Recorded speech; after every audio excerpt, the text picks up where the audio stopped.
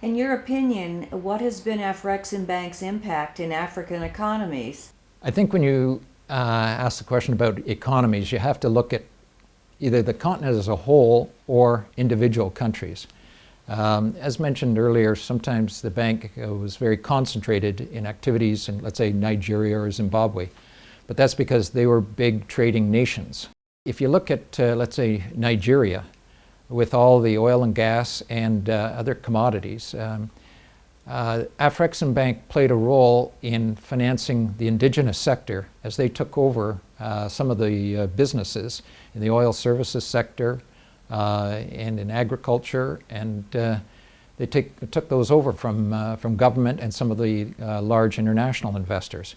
So Afreximbank was in a position to really support indigenous African initiatives. Also, I think if you look at Zimbabwe with the political issues that they've been and challenges that they've been going through, the private sector needed assistance in making sure that they could both import the inputs for the agricultural crops and then export their commodities. And Afreximbank concentrated on working with the private sector so that they would survive through these challenging times.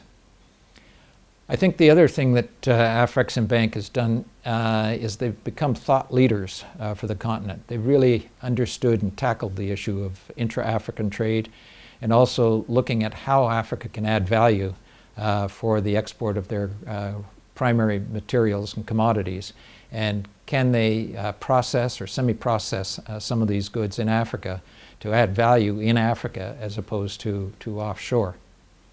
I think some of the other challenges to intra-African trade remain the infrastructure across borders.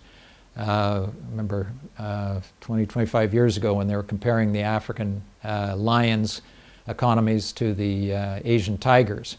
And when we saw the statistics of what the intra-Asian trade was compared to Africa's, we said, there's a problem right there, and that's the primary issue that had to be addressed.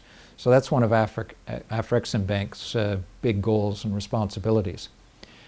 Afreximbank can do its part. It's designed some new products to support the tourism industry, to support the processing of commodities in the continent, to support some of the infrastructure and the ports and the railways and